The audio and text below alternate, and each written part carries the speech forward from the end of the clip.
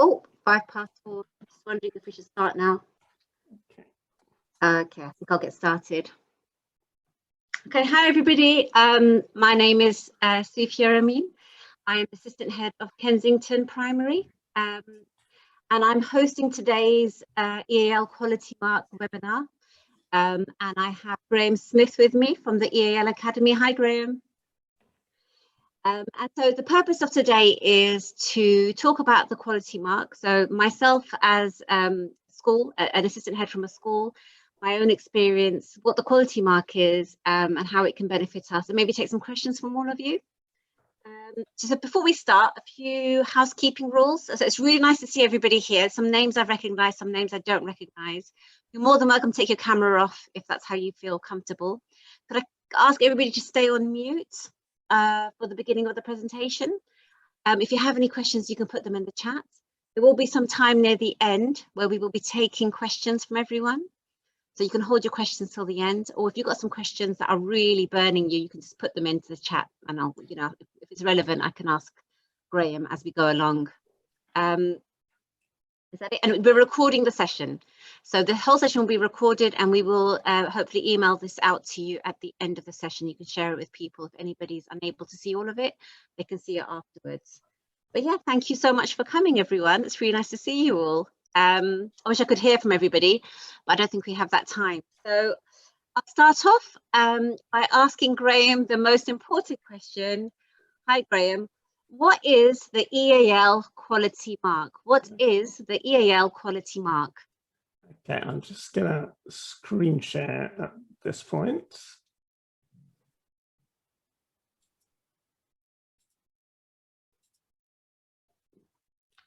I will shortly screen share. It's coming. Hi, Sonia, I can see your face.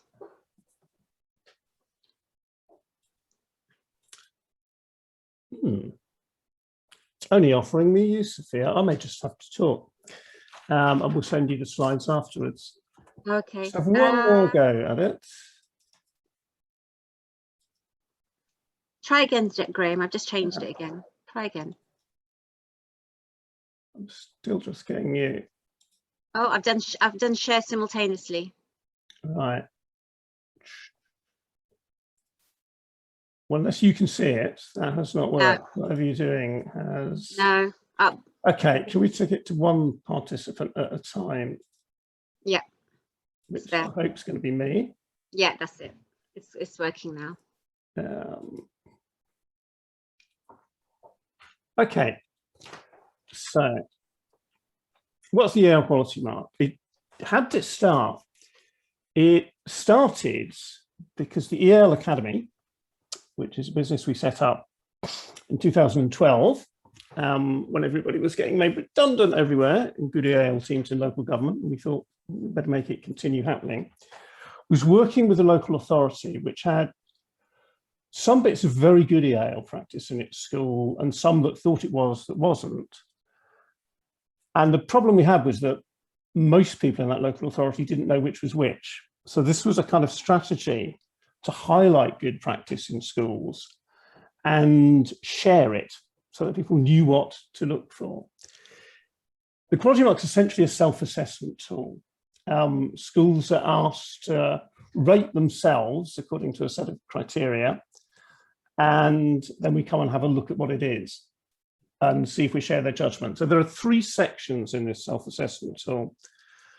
One's on leadership management, and there are 7 criteria in that. Teaching and learning has 10, parents and community 5. And each one of them has criteria at 3 different levels, bronze, silver and gold. So just to give you an idea of that, if I look at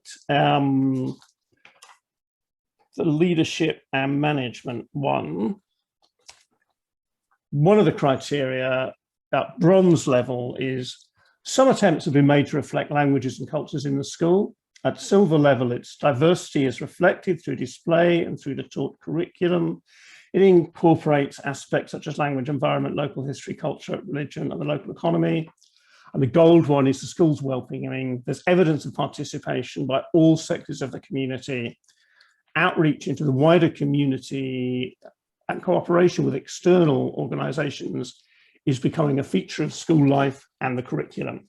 So that's how it is. And we ask you to rate yourself against, say, which one of those it is, and provide some evidence of why you think that is. The assessor visit, which can be, and has had to be recently, virtual, but is best done as a visit, but some schools are sometimes a long way away. I know there are a couple of international schools here. We think yours would probably be virtual, and it depends on where we have people able to do it. But mostly it will be a visit. And what happens on it is that we talk to staff, to pupils, where possible to parents. We do a long learning walk with you, just seeing what's happening to EAL pupils in classrooms. And then we discuss the self-assessment. So you've sent us evidence, shown us evidence, sometimes you give us evidence on the day. We have a look at the school and we talk to lots of people and ask them lots of questions and listen carefully to what they say. That helps us review the self-assessment, and we come to a decision. Mostly schools rate themselves correctly. They rarely rate themselves as lower than we would. So very rarely does someone say we're only silver and we say you're gold. It's more likely to be the other way around. Slightly more often, people have overrated themselves a bit. They rarely say they're gold when they're not, but we do get some silvers when they're bronze. So we have that conversation. We come to a conclusion about where you are. We also give you some feedback in that meeting on what next, because gold is not the end of the story. We need to still keep getting better. Afterwards, we send you a certificate, a framed certificate showing how well you've done. We send you a logo to put on your website. And if you get the gold award, we write a blog about you, which we share through social media with as many people as possible, so that they know the good things that you're doing. And recently, because we've done quite a lot of quality marks, our blog has mostly been about, certainly 4 of the last 5 blogs have been about schools who got the gold award. So that's the process in a nutshell. Now I'm going to kind of hand back to Soofia, but first of all, just say, here's the blog about Kensington Primary. There's a link to it in the PowerPoint, which we'll send out to you, but just to kind of prove we really do write about schools that do well. There's the one we wrote about Kensington Primary. Thank Okay. you. Back to you, Soofia. Thank you. Right. So we'll answer your questions. Thank you, Anissa. We'll talk about how you apply for this after in a bit when we talk about some of our experiences. I'd just like to tell you a bit about myself. So I work at Kensington Primary in Newham. I'm the EAL Community Engagement Lead and I'm Assistant Head here this year. And I applied for the Quality Mark when I heard about it first before the pandemic. So I'd applied for it. And then I was able to call Graham last autumn. So we came back to school and I thought, if I wait, there might be another pandemic. We couldn't do as much as we'd have liked to, but we thought it'd be best if Graham comes in, and obviously he was shielded up. And it was really useful for our school. So let me just explain one thing, that having the Quality Mark, and I'm not somebody that works for the Quality Mark, I'm just talking to you as a school, as an assistant head from a school, because it's a whole school approach. You can't do this on your own. Your whole school has to be involved in this. I think that's the key thing here. So when you are doing a Quality Mark, it's a whole school approach. And I think that's really important for EAL, because often EAL is boxed up or it's put on the side. It's an add-on. It's something that a department does, a person does, and nobody really knows what's going on, or maybe some children are kind of taken out separately. So I think if a school wants to apply for it, I think it's a really good way to get all the school involved in it.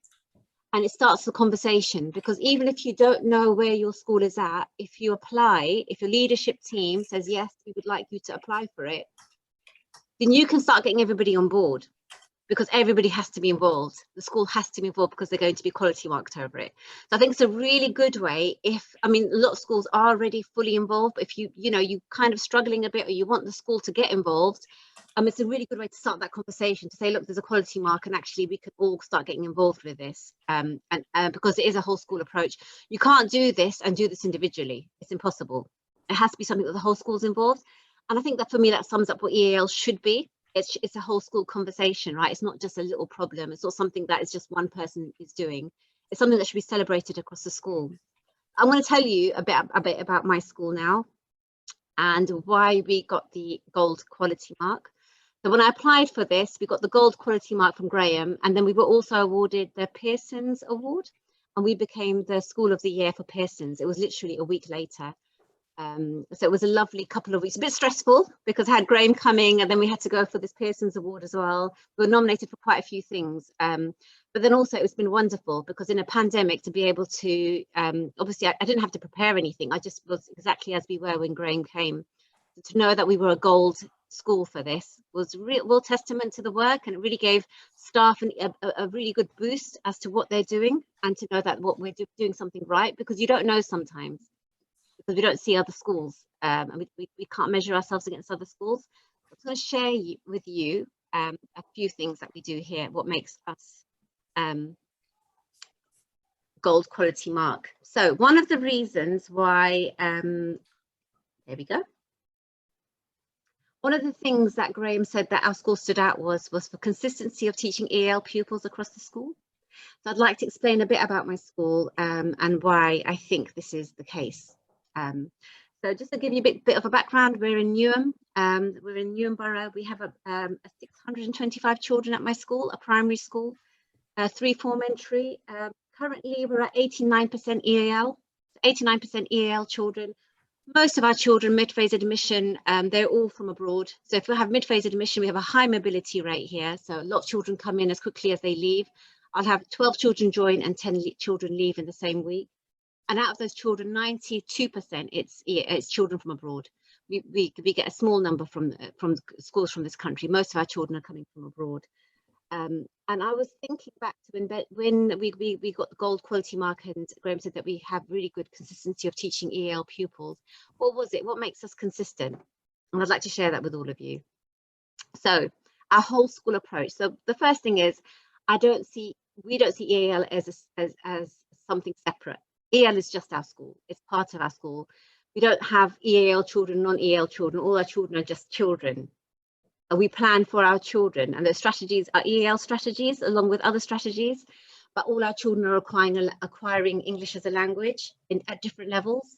So it's not something that's separate, which I absolutely love, because when I first came here, EAL was a separate thing, but we've come a long way, and EAL is just our school. It's part of who we are. We have high expectations for all EAL pupils. So starting from when they come in with no English, we don't, I know when I joined school as an EAL teacher, it was, you let children join a school, and they just, they'll be mute, they'll be silent for a couple of months, and then they start, learning the language. But we have really high expectations. As soon as they come in, they're put into programs. We expect them to start speaking, full sentences, language is modeled. All teachers know how to model language. It's part of how we teach and how we communicate. And this isn't just teaching staff. I think it's all staff. It's school dinner ladies, everybody. Even the way we serve school dinners, school dinner ladies are encouraged to make sure children say, please, thank you. What would you like to have? Although we don't have time, honestly, with that many children. But language is a real key focus for us, and how we model language and make sure we have high expectations of pupils. Another thing we do is new arrivals and children from abroad. They're really celebrated across the school. It's a real positive thing to have EAL children. How vibrant do they make the school? All the languages, all the cultures are celebrated. We use them in Learner of the Week, especially when children come from abroad and they're, using their first language in class, or they're translating for somebody, or they're being excellent buddies. Everybody at my school has been a new child from abroad. Either they were a new child from abroad, or they can remember how it was like to be a new child from abroad. So there's no stigma. Everybody's in the same boat, and everybody supports new arrivals really well here. New mid-phase admissions from abroad. Sorry, can't see what I've written here. New mid-phase pupils from abroad are welcomed by all staff teams and integrated through our MPA procedure. So our mid-phase admission procedures are really tight. Because we have so many interviews, I have to make sure that all staff are aware of the children that are joining and that all the procedures are tight. So the children are really welcomed in and assimilated into class, and they're getting the support that they need, and they know what's going on at lunchtime. Everybody is aware of it. So as I said at the beginning, the EAL is really part of our school, and it means a whole staff involvement. Everybody is involved in it, from the office staff all the way to the middays and teachers. And to do this, I have to run regular training. So all staff, I run regular training for teachers, termly training for teachers. I even just did the TAs training on EAL and how to support children. Middays, I always try and pop into some of their meetings and remind them about some of the EAL children, make sure that they keep an eye on them for me at lunchtime, that make sure that they're eating, make sure that their buddy's not left them in the playground or something. So everybody, staff are involved in training continuously. And more recently, we've introduced like EAL champions in each phase. So as an EAL school, I need people who are going to champion the cause a bit in each phase and make sure they're keeping an eye on those children and make sure the language is appropriate at different levels in their year groups. So we have about, I think in each phase, 1 to 2 staff now who have been starting off with me, and it's been brilliant. It's been like a common language across the school, people getting excited about work, sharing work, and hopefully this is going to expand in September. I'm really excited about this. Another thing that we have done at our school, our head teacher, because of the type of children we have at our school, so high mobility rate, children from abroad, and also children living in quite difficult situations, cramped accommodation. We changed our curriculum 2 years ago, just before the pandemic. So we have a new curriculum at the school, and this really reflects our children and community. And it really helps our children who are arriving from abroad or those that are acquiring English as a second language or a third language. So we have a health curriculum, which is emotional health and physical health. We have a communications curriculum, which is speaking and listening curriculum. We have a culture curriculum, so art, history, geography, focusing on local area and knowledge of the UK, and the academics, which is English, maths and science. And for me, the curriculum has massively impacted how children acquire language, because communication curriculum is all about all our children learning how to speak and listen and acquire those communication skills, which are really important, and has made a real difference in our school. Emotional health and physical health, having each of these having an equal weight, children being physically active a big chunk of their week, having a lot of emotional literacy, which will help them with the difficulties they face out of school. All of these things have really supported our children at Kensington. So we have a curriculum which has been tailored to our children, which I think has been fantastic, especially the communications curriculum. And I think our approach is a whole school approach, which has really embedded and celebrated what acquiring a language, what acquiring English means in the school. So it's not an add-on, it's something that we all use as a whole school. And that's it. I think I've spoken quite a lot about my school. Yeah, that's it. Right, and I'm going to go back to Graham now. And Graham is now going to share a few more schools and some of the things that they can share about why they received gold. I just suggest, Soofia, that briefly before we do that, there are 2 questions in the chat, one of which is for me and one of which is for you. Okay. If we just try and answer those. So there's one from Sonia saying, are the EAL champions staff or children?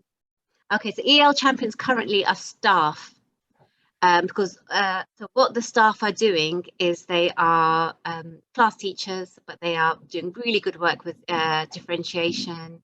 And I'm using these staff members across each phase to make sure they're supporting those children that are coming in mid-phase. They're keeping an eye on them, and they're making sure that they're getting the support that they need, and the teachers are aware of what to do. And I'm training them as I go along, because there's only one of me, and there's there's a big staff. So I do the training, but I don't have enough staff that are me. So I'm trying to create more staff that can champion things and can share expertise. So I'm sharing things with these staff champions, and they share it across their phase. Okay, thanks. The other question on there from Maria, and Deborah's saying the same thing, is as we're nowhere near to applying and we're at the start of our journey, would it be possible to have the assessment tool to give us a pathway to help us develop good practice? Which the answer is yes, but it's yes, but. There are probably about 10 people who brought together their expertise over many years into designing the EAL Quality Mark. And we keep it under review and we change it frequently, keep it up to date. We've just done an international school version of it, for example.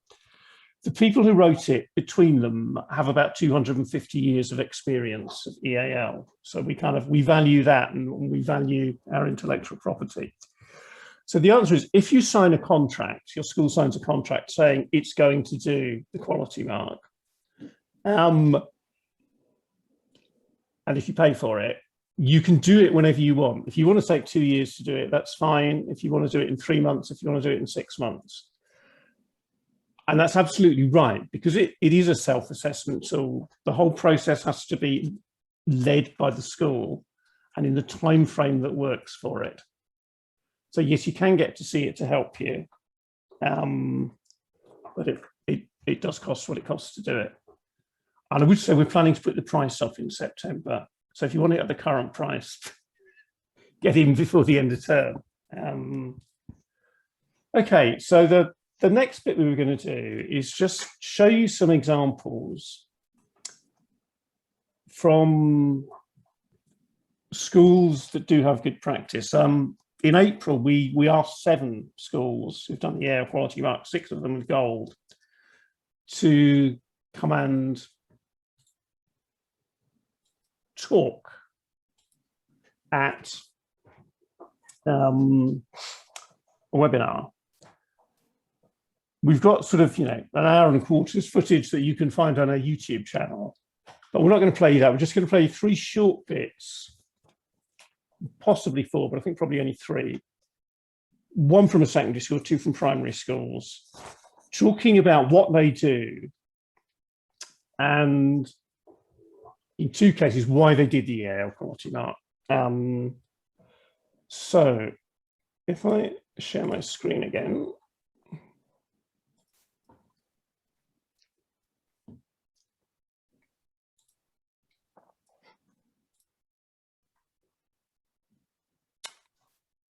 I've lost it again, Soofia. I've just got you. No, it says 1 participant. Yeah, it's fine. It's allowing it from my side. Okay, well, let me change it to multiple and see if it will allow me. Okay, there we are.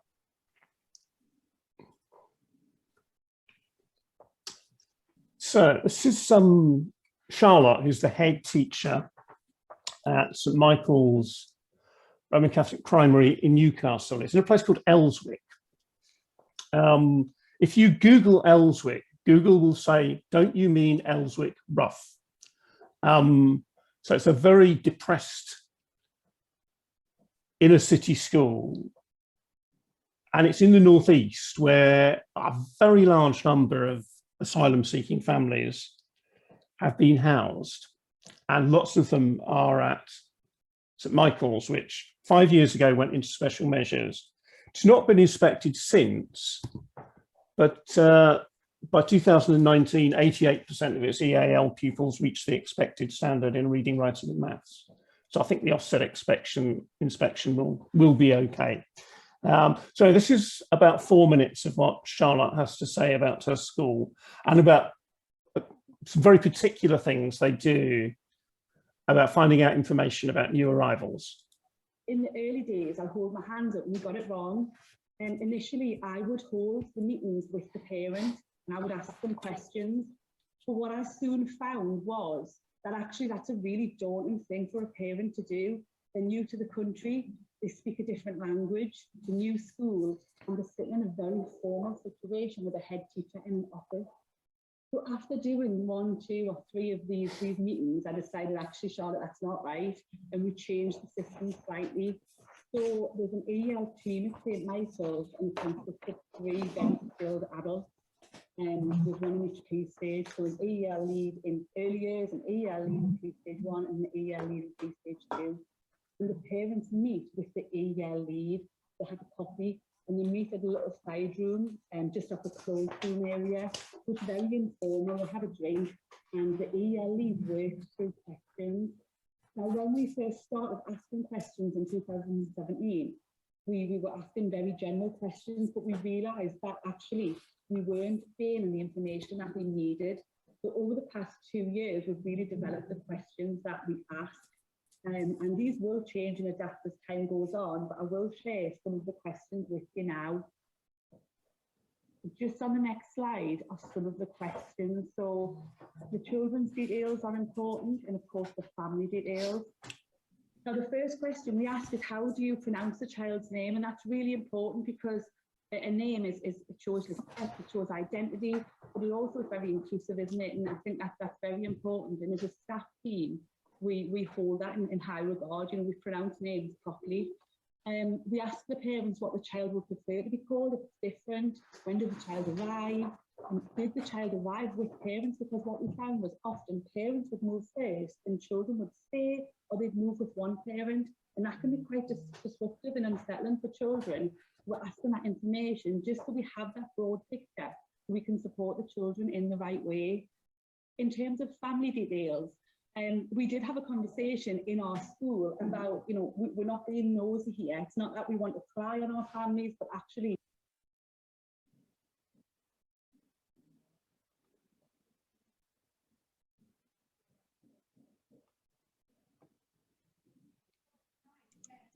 Graham, we've lost the sound. Parents who was likely to complete homework with the child.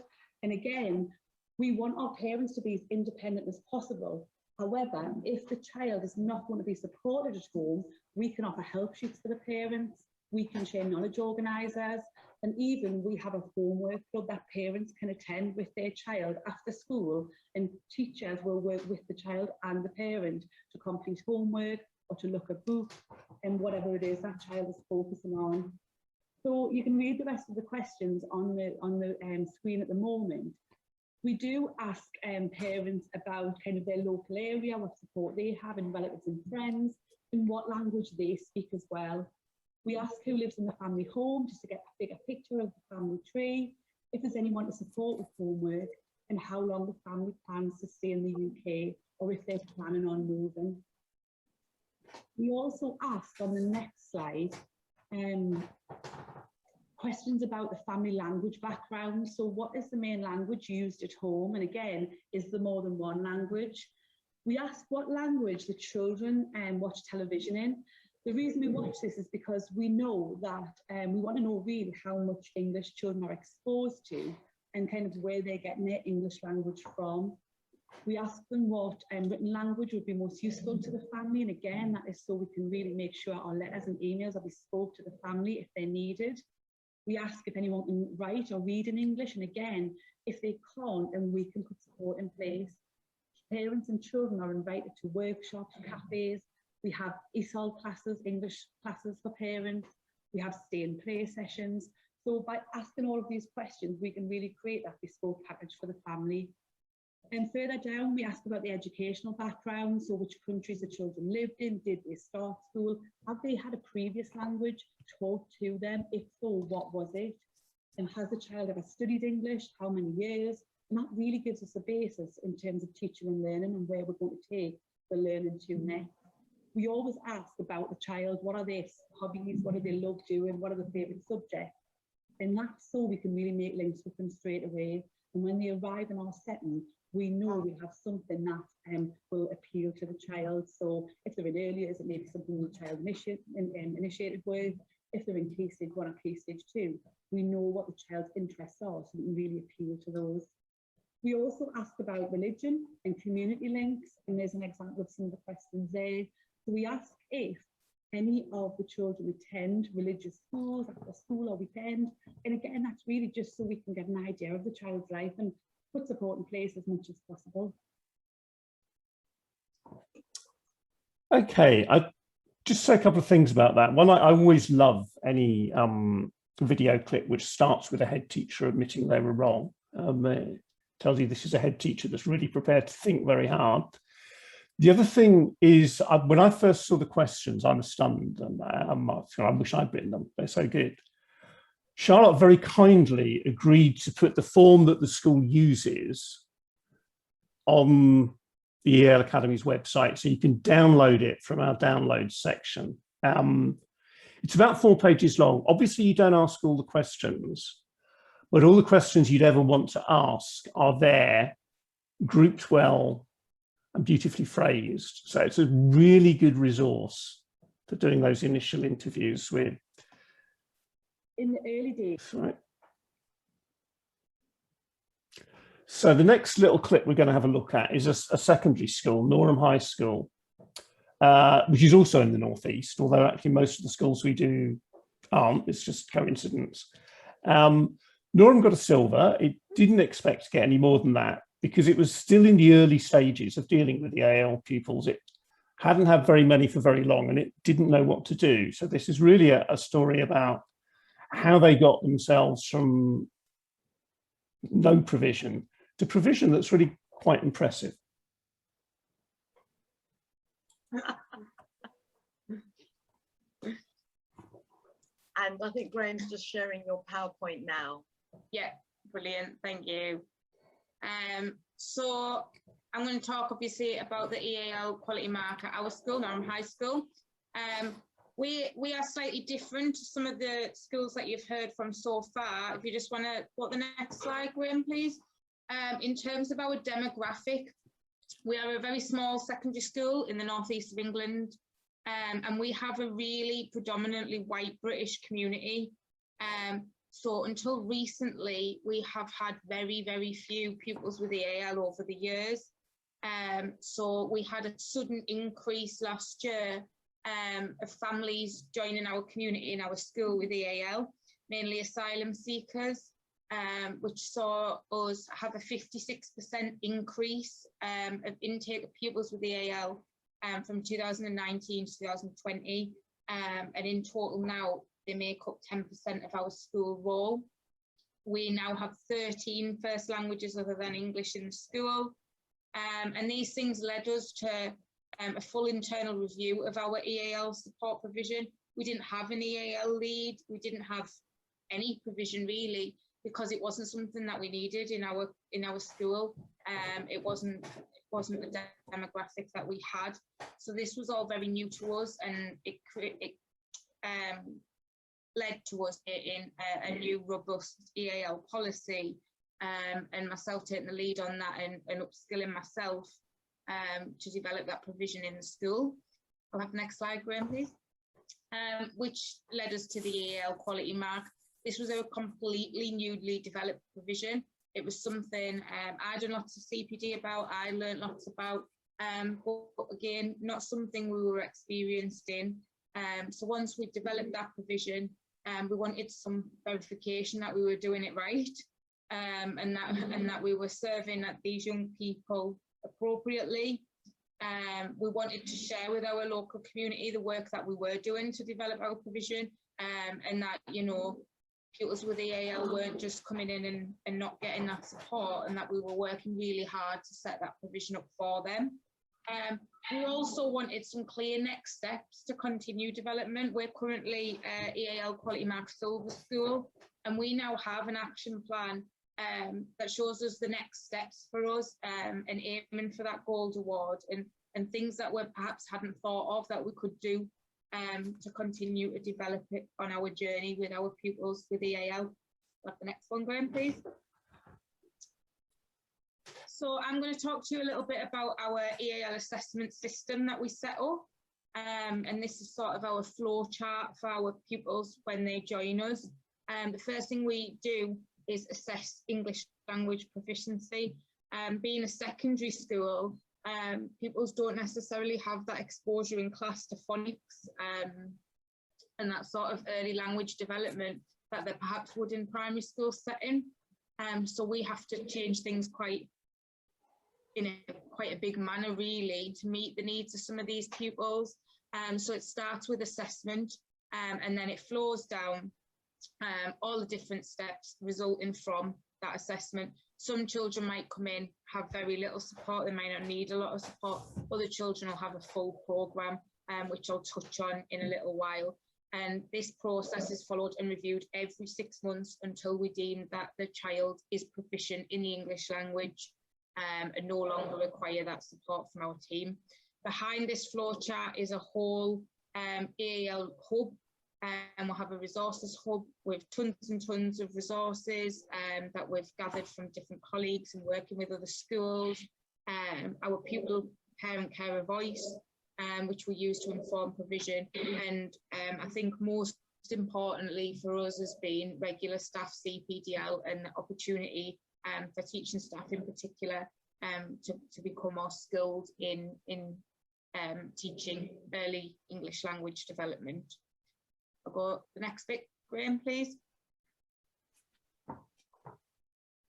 Okay, so I didn't do that one myself, so I was particularly interested to hear about it. And it's a story that fits with the question people have asked. Can you use this assessment tool to help develop your provision? And the answer is very much so. It's very useful for that. So the last one we're going to show you is Discovery Primary School, which was either the first or the second school to get the Gold Award. It's in Peterborough. It happens to be on a street that my parents lived on when they first got married, I think, briefly. It's next to a really big academy, which in its short life has been through 3 names, which tells you a bit about the area and how hard it is to run a really good school in it. But this is what Discovery do. You've got a relatively new head teacher, Michelle, who's the one on the left in the picture, and Asta, the EAL coordinator, whose mother is something quite important in the Lithuanian education department, is on the right. So that's enough of me, and here's what they have to say. And especially from Eastern Europe, and they were most of them new to English. And at that point, we didn't know a lot about EAL. Our teachers were not ready to welcome those children. So we had to think carefully how to find support and ideas to meet the needs of those children.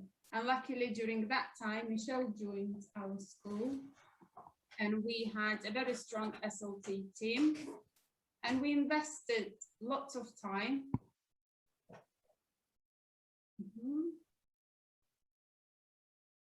To transform our EAL provision. We attended numerous EAL courses led by EAL Academy. We did in class coaching. And I think we have completely transformed our school ethos in terms of EAL children. Absolutely. And I think one of the important things that Asta has already mentioned was actually the change of senior staff. When I arrived, I think Asta had been working with staff and with the school for about 12 months, but was becoming slightly frustrated that despite all of the CPD that was going into some of the staff meetings and training, it wasn't recognised as a priority. So Asta and I sat down, rewrote the whole school improvement plan alongside the other new senior leadership team. And basically that's when the journey really started. So the next slide, Graham, please.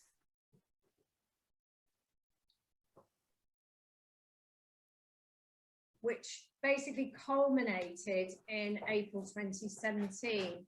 When Discovery Primary School at that point was awarded the Gold Award. So very rapidly, with the support from the senior leadership team and through a complete change of focus in terms of the school improvement plan, we totally embarked upon this journey, and every teacher at Discovery Primary Academy, which we are now, is expected to be an EAL teacher.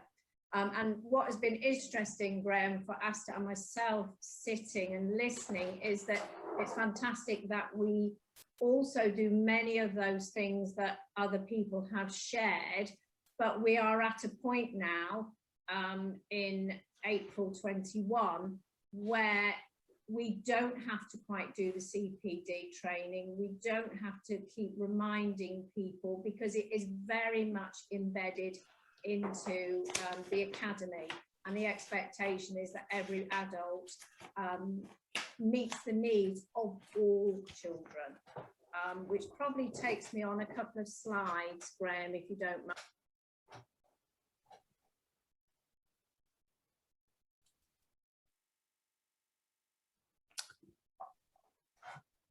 Right. So we go. Yeah, should we carry on? Okay, thank you, Graham, for that. I think it's really nice to see. I mean, that's just a flavour of some of the schools. As you can see, each school, all of the schools are very different. Yeah. Discovery. That there was another school in Peterborough that got a silver, really wanted a gold, and it was a special school. And I think quality mark is quite hard for special schools for all sorts of reasons. So they went and visited, and they got asked to come and do some training for them and some work with them. And a couple of years later, the Phoenix Special School in Peterborough did get a gold EAL quality mark. So one of the things that the quality mark does is just put you into a network. Yes. People who can help. And I think that's, you know, one of the most valuable things about it. Yeah, absolutely. And what I do like is, I mean, when I went to the last session where there were other schools we were sharing, is how different all the schools are and how many other ideas you can get from other schools. And just sharing best practice is amazing. There is a question about the current price, Graham. Yeah, I've just, it's currently £550. It will be more than 600 in September. So. Okay, so there's another question from Anissa. So what we're going to do now is we'll take questions. You can put the questions in the chat, or just raise your hand if you want to speak, and then I'll call your name. So our school has a deaf support base, which I currently work in. What would be the challenges with that? This is from Anissa. Yeah, I mean, lots. I mean, I'd say the best thing you can do is talk to the Phoenix School in Peterborough, which has some children with serious hearing issues there. But has thought very hard about EAL to the extent that sometimes they get children sent to them by the admissions people, and they send them back saying this child shouldn't be in a special school. They just have English as an additional language. So there are lots of challenges, but because of some of the things that are already happening in a deaf support base, where language has to become visual, which is one of the basic things about EAL provision, that visuals are very important. There are lots of things to build on. The Phoenix School, Nisha, in answer to your question, is in Peterborough. And very good. I recommend it. Okay. All right. She says, thank you. Any other questions? That anybody would like to ask about the quality mark or anything else regarding this? Sonia, was that you? No, but I would like to ask a question as well. It's probably on the EAL Academy website, but there is a list of things that we need to provide evidence for, isn't it? Yes. How is the visit going to happen? What are the steps? What things do we need to provide evidence for? Yeah, I think when Graham, I think he'll send out the slides afterwards. Everything is on there, isn't it? Am I right, Graham? Yeah, so everything's on there. Essentially, I mean, there are these 22 criteria, and what we're looking for is some sort of short narrative about how you meet each one. Now, whether that's written down or it comes out in the conversation doesn't matter, but it's probably best to try and get it written down. And if necessary, have things that you can show us when we visit, or share things with us electronically that show how you meet that particular criteria. Yeah, there are schools in Birmingham with a quality mark, which is Maria's question in the chat. And one of them, Lee Forest Primary Academy, did get a gold. And if you look at the video on our YouTube channel of the last session we did, which had, as I say, 7 schools speaking at it, one of them was the school from Birmingham, but it's Lee Forest if you want to get in touch with it. Great. Also, just so you know, Sonia, the framework, when you look at it, you'll be able to pull out evidence just from your school just by looking at it. It could just be through looking at policies, looking at pupil voice, student voice, teacher voice. There's so much evidence out there, but it's just going through the framework and pulling it out with that. Just so people know, I think if your school's not ready, EAL Academy does have training sessions. So if you go on their website, they do training. I am a specialist lead in education. I deliver training too. I was speaking to Graham earlier. I think part of the training I'll be delivering around Newham is based around the quality mark as well. So I'm going to look at their sections and start delivering training around that as well. Because what I like is it's a whole school approach. And I think a lot of schools need to start looking at EAL as a whole school. And that is the only way forward. Are there any more questions from anyone? I know somebody was asking me, Graham says, prior to the session, how long does the quality mark last for? Is it a permanent quality mark, or do they have to renew it? What is the process? When we started, we said you can have it as long as you like. And I suppose that's because my view is that if I walk into a school and all of the awards they've got proudly displayed in the foyer are more than 4 years old, it just kind of raises question marks for me. You'd want to renew it. So what we're now saying is, I mean, you can have it for as long as you like, but what people will think of it when it's old may not be helpful to the school. So we're saying that after a 3-year period, you can renew it. If you get bronze or silver and you want to go up, you can do it again whenever you like. But if you've got gold, it sits for 3 years. At which point there's a less intensive process, because we already believe you're good. We just want to check what you've done to be even better. So we haven't got all the details of that sort of yet, but rather than being a half day, it may be that we ask you to just update what you've said. And I said it will be probably about 60% of the price rather than the whole price. And almost certainly that will be done virtually. You won't see me visit again. There's another question. Thank you, Graham, for that. There's another question from Delphina, and it says, do you take SEN into consideration? One of the things we're very clear about is that schools need to know the difference between EAL and SEN and be very clear about that.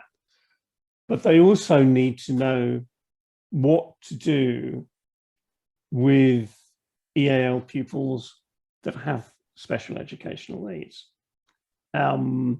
So to that extent, we do take it into consideration, and it's not an explicit criterion in the quality mark, but we quite often ask questions when we visit about pupils with SEN who also have EAL.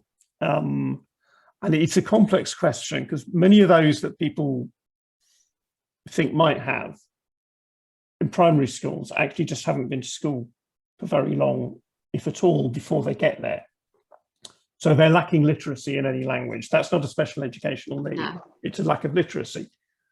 But that doesn't mean you can't and shouldn't consider what might there be particular issues with this child that we need to address.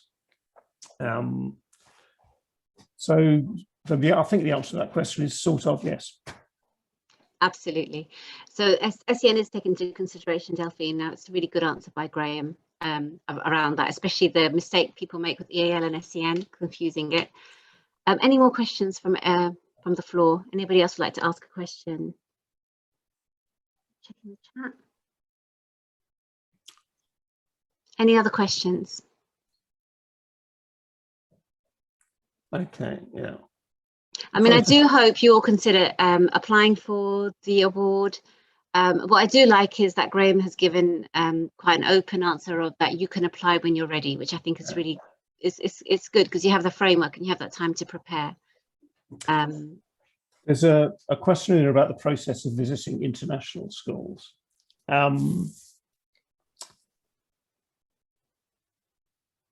We've just awarded the first gold award to an international school in Kuala Lumpur. Obviously, we did that virtually because Kuala Lumpur's, Malaysia is a major lockdown at the moment. So we did it that way. We talked to various staff in various locations. It proved too difficult because pupils were in lots of locations as well to talk to pupils on that occasion. Sometimes you have to modify for that reason, whereas it's easy to get a group of them in front of the camera in a school. We're exploring actually with that school whether they might be able to do visits to schools in Thailand, Malaysia, because it will cost schools a lot less if someone comes from nearby than if we fly out and stay in a hotel. And so I mean, the process has to be different a bit for international schools in that cases. If you're in Paris, I'd love to come and do it there. But in general, I think those are going to be virtual. UAE. Yeah, I think that would be virtual.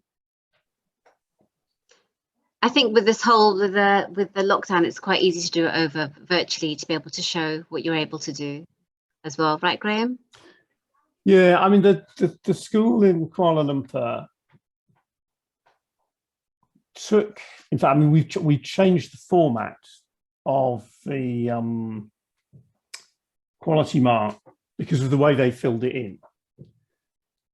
They didn't look at the criteria and give us evidence. They did write a narrative about each one with various links in it through to their Google Drive. So we could look at all sorts of things that in the past we've just looked at when we've been in schools, and it was very helpful. I have to say it was much harder work and I took longer on it because apart from talking to them for 2.5 hours, I probably spent at least half a day working through their documentation. But I think that made it, I was more confident about what I was doing, and because you don't get that feel that you get when you're in a school. So I think you have to work harder when it's very absolutely. It takes longer. But that's okay because it's always an interesting thing to do, to see the inside of a school.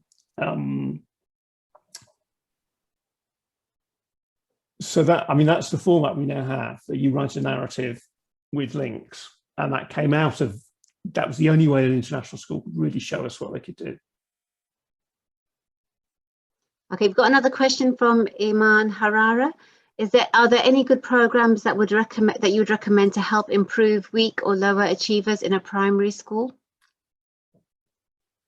I don't know if you want to answer that, Graham. I'll let you go first. I mean, it's all about quality first teaching, Iman. I don't know whether you're in the UK or you're messaging from abroad, but I think it's all about quality good first teaching. And actually children that are not able to grasp a lesson, or they're struggling with the level of language, it's really how is the teaching adapted to help that learner.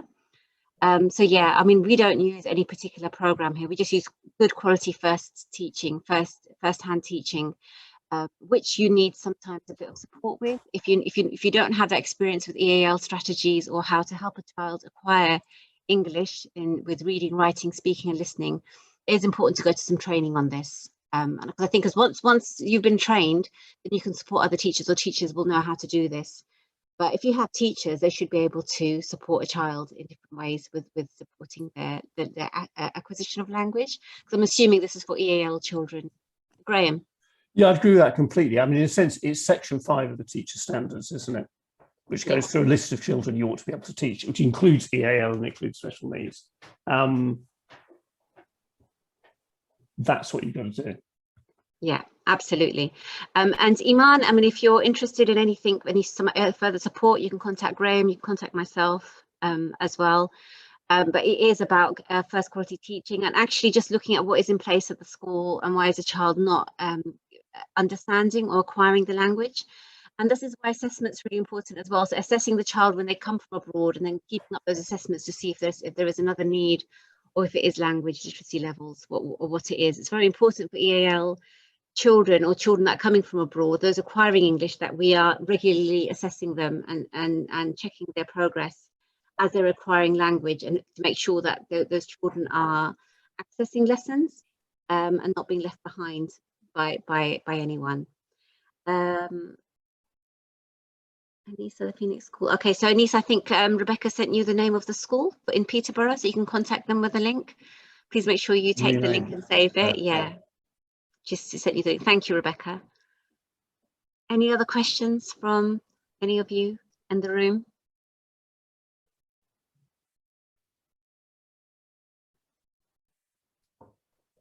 No worries, Iman. Any other questions or anything anybody would like to share something about the quality mark, any concerns they might have, or I mean, it'd be nice to see if how many of you'd be interested in applying. That would be really interesting to see as well. Could I have a show of hands who's interested in applying? I can see Sonia smiling. I think she's going to go for it. Yes, absolutely. Fantastic. You can just put your thumbs up from Sadia. Brilliant, Sadia. Anybody else brave enough? I think just remember that, oh, brilliant, from Francis. Fantastic, Francis. Oh, Jennifer Ann as well. Brilliant.